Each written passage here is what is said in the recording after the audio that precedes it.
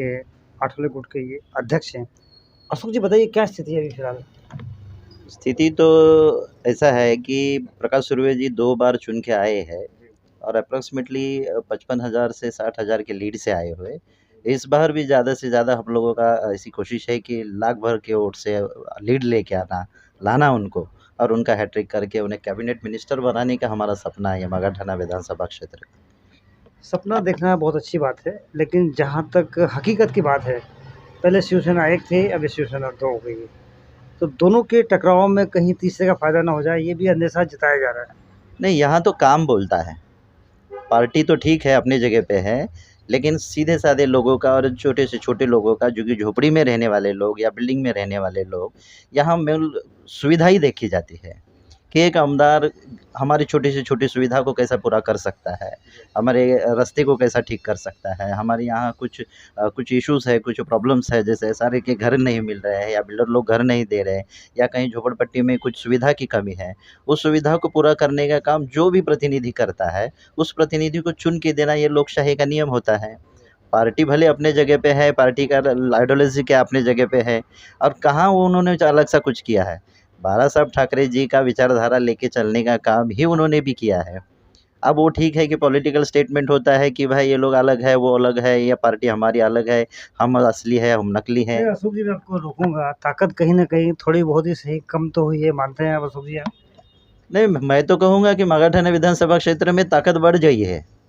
प्रकाश दादा सुर्वे ने जो काम किया है, सावित्रीबाई फुले नगर जो केतकीपाड़ा लास्ट स्टॉप आता है, वहाँ फॉरेस्ट डिपार्टमेंट का विभाग आता है। उस विभाग में कितने सालों से काम नहीं हो रहा था, जहाँ की रास्ते का काम है, वहाँ पानी का काम है, बिजली का काम है, वो बिल्कुल नहीं हो रहा था क्योंकि फॉरेस्ट डिपार्टमेंट एनओसी नहीं दे रहा था। अगर किसी को ऐसा लगता है कि या इस विधानसभा में प्रकाश दादा सुर्वे की ताकत कम हो गई, तो मैं सीधा-सीधा कहूँगा कि ताकत कम नहीं हुई है, 10 गुना ज़्यादा बढ़ चुकी है। उसकी वजह ऐसा है कि सावित्रीबाई फुले नगर जो फॉरेस्ट डिपार्टमेंट में आता है, फॉरेस्ट डिपार्टमेंट में सावित्रीबाई फुले घाट कंपाउंड, शंकर मंदिर डोंगरी और फिर जय महाराष्ट्र खदान, ऐसा बहुत सारे डिपार्टमेंट जैसे कि दामू नगर से, ये सारे विभागों में छोटी से छोटी सुविधा जैसे शौचालय की हो, पानी की हो, बिजली की हो और फिर रास्ते की हो और कुछ लोगों का जैसे कि मेडिकल इश्यूज़ होते हैं, पढ़ाई के लिए लड़के लोगों के लिए, रोज़गारों की कुछ उपलब्धियाँ होती है, किस महिलाओं की कोई समस्या होती है, किसी को कैंसर है, ब्रेन ट्यूमर्स है, ये छोटे-बड़े से लेके सभी समस्याओं पे काम प्रकाश दादा सुर्वे ने किया है। 10 सालों में इतना ज़्यादा काम किया है कि पूछो मत। और उसके बावजूद एक दूसरा उनका प्लस पॉइंट एक है कि उन्होंने यहाँ जो महाराष्ट्र गवर्नमेंट ने जो लाड़की बहन योजना निकाला है, उस लाड़की बहन योजना के लगभग 55,000 महिलाओं को उसका उपलब्धि करवा के दिया हुआ है। लाड़की बहना योजना बहुत अच्छी बात है, लेकिन लाड़के भाऊ नाराज़ हो गए साहब इससे। नहीं, क्या है देखिए सरकार में किस चीज़ों का काम करने के लिए थोड़ा ना थोड़ा वक़्त लगता है। अभी महिलाओं की समस्या को लेके महाराष्ट्र गवर्नमेंट ने किया है, अभी भाइयों की समस्या के लिए भी आगे आ जाएँगे और उसके बीच में ये चुनाव क्षेत्र आ गया है, चुनाव का टाइमिंग आ गया है, तो ये चुनाव के बाद में भाइयों का भी ख़्याल आया ही है ना, थोड़े ही कि किसी को छोड़ दिया जाएगा। वो तो देखिए जब बहन आई है, तो जमाई भी आने वाला है, भाई भी आने वाला है, सभी लोग आने वाले हैं। सभी का भला करने का काम ये महाराष्ट्र गवर्नमेंट करने वाला है, नहीं ऐसा कुछ नहीं है और उसमें बढ़-चढ़ के काम प्रकाश दादा सुर्वे ने इतना ज़्यादा पैमाने पे किया है कि कोई भी घर में आप जाके अगर पूछोगे तो आपको यही रिज़ल्ट मिलेगा कि हमारा वादा प्रकाश दादा। हमारा वादा प्रकाश दादा। एक बात वो बताइए मेरे को साहब, ये मनसे की सीट रही है। इसके पहले प्रवीण दरेकर यहाँ से चुनाव जीत के आए हैं, प्रकाश दादा को हरा के आए हैं। इस बार मनसे के कैंडिडेट भी है, नयन कदम मैदान में है। क्या फ़र्क पड़ेगा इससे? नहीं देखिए, ये चुनाव क्षेत्र में एक समझो ये चुनावी जो होता है दौर, इसमें बहुत सारे लोग अपने-अपने तरीके से करते हैं। प्रवीण दरेकर जी जब चुनाव के लिए खड़े थे, तभी मनसे का कुछ एक अलग-सा हवा था और उस हवा के तौर में प्रवीण दरेकर जी आए, उसके बाद में उन्होंने काम भी किया, तो उनके काम का रिज़ल्ट उनको मिला कि उनका पराजय हुआ। उसके बाद में उनकी अलग-सी काम का रिज़ल्ट मिला, पराजय हुआ? हाँ, तो काम कम किया, इसका पराजय हुआ है ना। काम में तो कम और ज़्यादा ही होता है। ऐसा नहीं कि ज़्यादा काम करने के बाद आदमी हार जाता है। काम कम ही हुआ या कुछ तो हुआ है, इसकी वजह है कि उनको परिणाम उसका मिला है।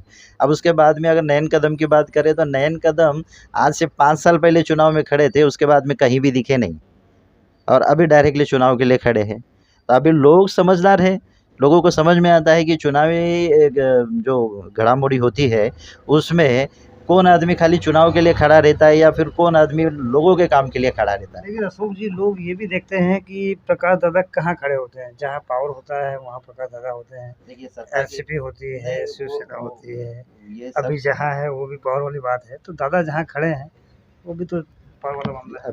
अभी अब हम लोग सहयोगी गठ के लोग हैं। कोई भी आदमी हज़ारों लोगों का भला करना है तो उसे सहयोग और पावर तो लगता ही है साहब। अकेले के दम पे, अकेले के बलबूते पे हम समाज का परिवर्तन नहीं कर सकते, क्योंकि सत्ता तो चाहिए और सत्ता में जब हम लोग जाएँगे तभी तो लाखों लोगों का भला होने वाला है। अब रहा प्रकाश सुर्वे जी का हो या मेरा हो या किसी का भी हो, हर एक आदमी को सत्ता तो चाहिए।